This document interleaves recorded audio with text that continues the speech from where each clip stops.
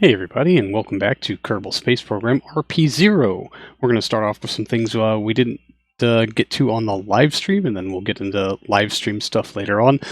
This is our Chestnut-V that is currently departing Ostrich Station in Venus orbit.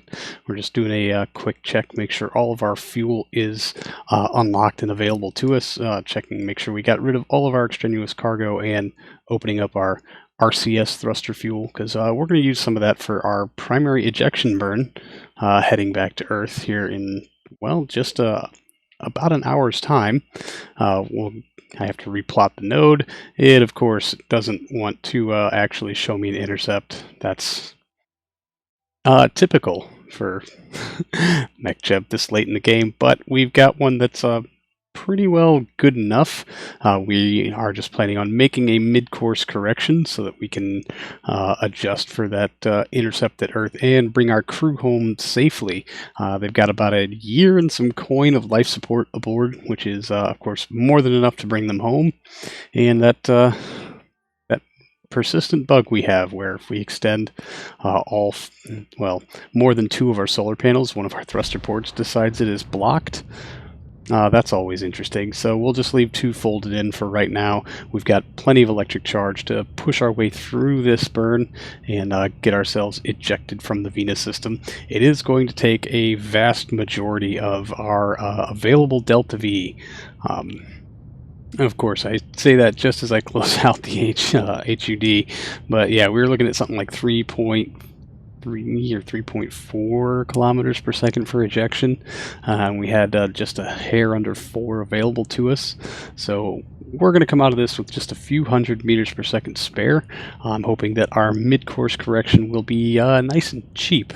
It should be no more than 100 meters per second or so, and it's a good bet that we could top off some of that just on RCS alone. Of course, we'll fire up the main engine if we absolutely have to, just to make very, very quick work of it. It depends on how far past the node I accidentally push us by, time warping way too aggressively. But we're just going to hold the H key for most of this ejection, because if we can get rid of some of this RCS fuel, it actually is going to benefit the run on our N1 Block 5 main engine here, as far as getting us ejected and putting us on course. Maybe free up a couple meters per second or so. And there is burn completion, and of course no intercept. So initially I'm just going to try to plot out a node here that actually gives us an intercept at 34 meters per second, and I will try vaguely to top it off, but of course the inclination's just off, and that's what we're going to leave for our mid-course. So this turns out to be roughly a 30 some odd or 26.3 or 2 meter per second correction, which of course we're just going to handle thanks to physics warp and a lot of our CS thrusters, giving us quite a nudge to bring that in pretty close, actually.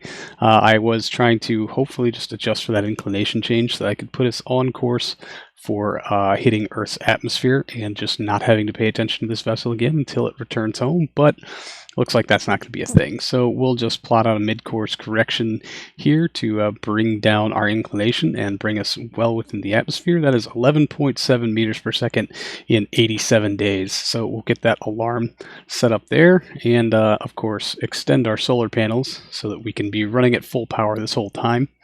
I would hate for them to not be able to play with their Nintendo Switch or GameCube at this point. No. N64. There you go. Although they left a long time ago, they might not have had access to that. But with all that said and done, we'll just admire the view on the way out the door before we switch over to our next task, which is bringing our retirees home from their retirement luxury orbital space station around the moon, Hotel Cosmos. We have loaded all 6 of our very experienced Kerbals into the Nemo and departed Hotel Cosmos on course back home for Earth. We're going to bring them back to Kauai Potato Station with the intention of eventually bringing them back to Earth and maybe putting them on a surface-based retirement. The impetus for this is that Hotel Cosmos is being activated not just as a retirement community, but as an active operational space station for which we will be fielding missions to the surface of the moon. And that quick takeaway there was making a correction for one of our Mars surface base pods to make it not on a suborbital trajectory. Just a quick tap of the RCS there. And now that Nemo has made it into low Earth orbit, we're going to do quite a big runtime on these 4 AJ10 118Ks to bring our orbit down to something a little easier to manage. I should have left it a little higher considering the amount of inclination change we're going to need to do to rendezvous with Kauai Potato Station. That was a couple hundred meters per second. We probably didn't actually need to spend, but we do still have our nice reserve fuel for docking. A quick little touch up here, and we'll bring that separation at closest approach down to about 30 kilometers, and then we'll start plotting out another node, making sure to keep our solar panels tilted into the sun, because that has been a persistent problem. And we cannot have our 6 most famous living Kerbals stranded in orbit without power, and thus without life support, probably. So our rendezvous is going to be about 200 and some odd meters off the bow at 1400 meters per second burn, leaving us about a kilometer per second to perform rendezvous and docking, which is, of course, well within tolerance of this vessel, hopefully within my skills. But there she is, Kauai Potato Station, a vessel we have not seen in quite a long time, actually. This station has it has been mostly idle since the suspension of our lunar program a few years back. Although we did bring up the crush craft on a SKS Heavy just a little while ago. The SKS actually did not make rendezvous, so this is the first time this station has been docked with by a major crewed operation in quite a while. After a few taps, boom, there we have it, docking. And now we will switch out to our Europa mission, our Europa lander, which is trying to make yet another flyby of Callisto in order to bump its orbit up around Jupiter. Basically trying to get its periapsis of orbit closer to Europa's path so that it can start making braking burns there. We've got about 2.8 kilometers per second available to us in our transfer/capture stage, and another 2.4 kilometers per second or so in the actual lander, which I think would be more than enough to pull off a landing if we were in orbit already. But this mission's probably going to fall behind its timeline and fail its contract just because we took so dang long getting here. But we are set up for our next flyby in just a few orbits, and well, there it is. It took us like 12 days from the time when we jumped in here, so just a small correction to bring our orbit down as low as we can. And then it turns out we've got a couple of encounters that maybe we could work with. I think this is Ganymede that we have a tangential flyby with. It doesn't actually do us a whole lot of good unless we spend a whole lot of Delta V to change things. And as far as how much it shifts our orbit up, I'm not sure it's actually worth it. We would have to spend many more kilometers per second of Delta V, more than our budget, in order to get any discernible amount of change from any of this. Although I am just trying to look and see what's going to happen if we just try to do this all in one big burn. Yeah, it's like 4 kilometers per second. We certainly don't have that, so we're just going to have to take it slow, bide our time, be patient, and do a couple of very constant flybys here of Callisto in order to make any real difference in our orbit. And since our I guess our relative speeds are so far apart, it does help us to fire the engine at least a little bit while we make an encounter, at least through the lowest part of our orbit, where we can oberth ourselves a little bit and try to bump that orbit up as much as possible. And now we'll just set a node to see when we can get our next flyby, and yep, sure enough, we get another free one in about 80 days or so. Or maybe just a little bit thereafter, but it is going to require some correction to not throw off our inclination a whole hell of a lot. But we'll get our alarm set for that and then jump back to the Space Center when all of this is now from the live stream. So I apologize for the lack of sound, but I forgot to record locally again. Go me. And we are launching a Shuriken Mark 6K, something we've not flown in a good long while, crewed with our best 3 living Kerbals that are still active duty status, Lewis Carr, Alan Elliott, and Victoria Bell. who have been tasked with the mission to go out to Hotel Cosmos in low lunar orbit, ride the new Lunar Uber 2 down to our mostly intact Lunar Surface Station, and get it operational, which is going to require quite a bit of work. We'll kind of get into what operations need to be performed on the ground a little bit later, but we have hit orbit, and so we are going to jettison that EFT and start to try to make rendezvous with Kawaii Potato Station. Well, they will be hitching a ride on a Lunar Uber 2, or I'm sorry, on Nemo or Dory or Crush. I think they're going to take Crush out to Hotel Cosmos. The Shuriken Mark 6 is going to stay on station until such time when we can bring back home the 6 Kerbals who have now returned from the moon. And, well, we had some interesting things happen with Mech Jeb and with our stock orbital alignment indicators. They were not accurate, even in the slightest bit. What looked like a rendezvous, according to those indicators, was actually a separation of about 5 million meters or so. So we were kind of just doing this by eyeballing until Mech Jeb gave us something that looked like it might be a whole lot closer to an actual rendezvous, and then just laid on the RCS a whole lot. This took way longer than any other rendezvous I think I've ever had to do, as long as like frame rate and actual ability to pivot the vehicle around a point weren't a concern. This was just kind of silly, and it may have something to do with our orbital periods just being just off enough, and our relative inclination being just off enough to make some of these things pretty difficult to manage.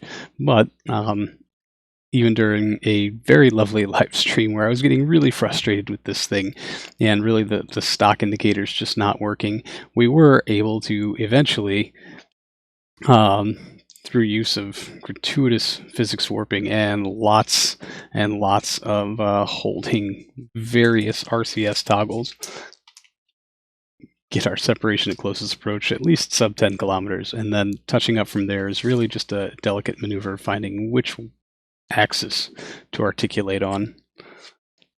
To work down that last little bit, a couple of taps on our AJ10 OMS engine there, and we'll very, very slowly work down through that last little bit, that last 10 kilometers or so. I'll say this footage is sped up about 16 times, just to kind of give you an idea of how painfully awkward and slow this whole thing was happening. But we ended up taking about another half lap or so, and then we're able to dial in our separation and closest approach a whole lot better. And I owe this entirely to all the lovely people in chat who have a much better grasp of how all of this stuff works than I do, despite having just kind of beating my head against it for the last 4 years. It doesn't mean I understand it. It just means that I refuse to stop. So there is Kawaii Potato Station coming into render range, and we can finally go ahead and start to make our approach and our rendezvous. Quick tap on the main engine, and we didn't fly past it this time. What do you know? But now we're going to get ourselves lined up for a nice and easy docking. We all know how well those things go. We're just going to transfer some fuel around to adjust for our fore-aft weight balance in hopes that that will make our docking go a little smoother. You know it won't. I know it won't. So, you know, why do we even try? And we're close enough to where physics warp doesn't screw everything up, and that makes me extremely happy. Now, obviously, no one in the Twitch chat watching this live had seen any of the previous things any of you just saw, so I was trying to avoid spoilers and just not discuss why Nemo has returned to Kawaii Potato Station or what was happening with any of the things here.